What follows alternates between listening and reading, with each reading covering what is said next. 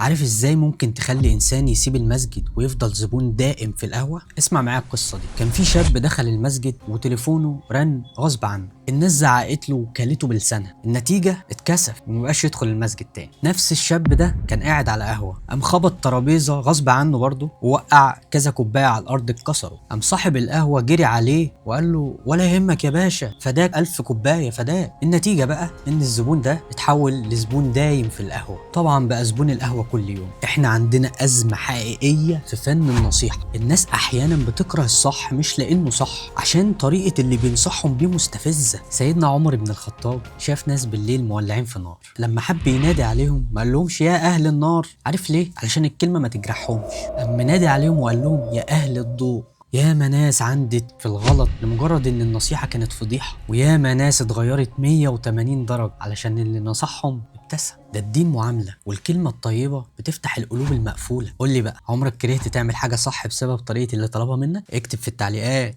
انا هقرا كل التعليقات. وما تنساش بقى تتابعني علشان اللي جاي كتير. سلام.